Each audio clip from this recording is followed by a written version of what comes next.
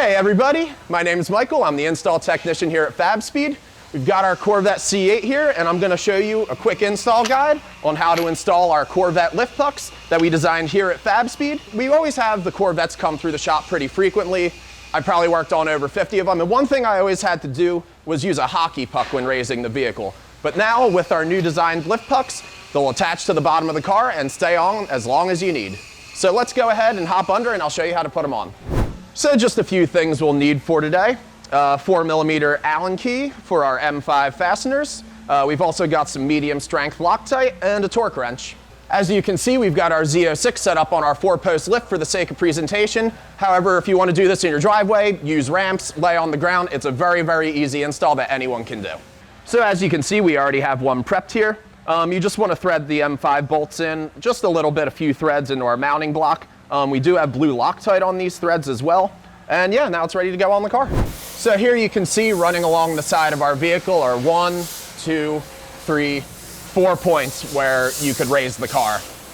The ones furthest to the rear and furthest to the front are where we're going to be installing our lift pucks, because this is where you will actually lift the vehicle with a 2-post lift or 4-post lift or whatever. These 2 points in the center here are jack points, specifically for a floor jack only. When these cars first came out, they were pretty notorious for falling off lifts, because even at the Chevy dealers, technicians wouldn't rack them right and want to put a lift arm underneath here. Now, when we have our points installed, the lift points will be clearly marked for any time the vehicle goes to the shop. Just gonna go ahead, insert the block, rotate it 90 degrees.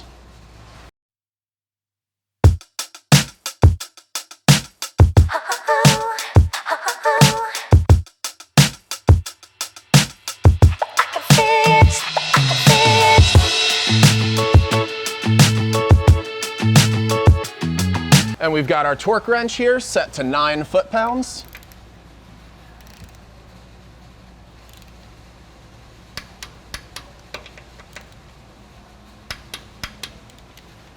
And this one's good to go. Now here we are at our frontmost lift point. Repeat, same as before. Rotate it 90 degrees.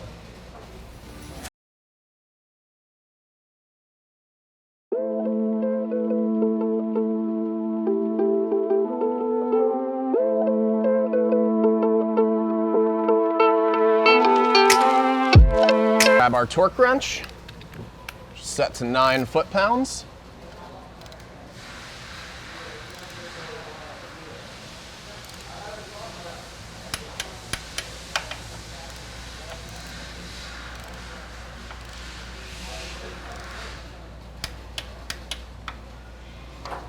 So there you have it. It's a very straightforward, simple install. Obviously, we're going to repeat what we just did on the driver's side of the vehicle for the passenger side.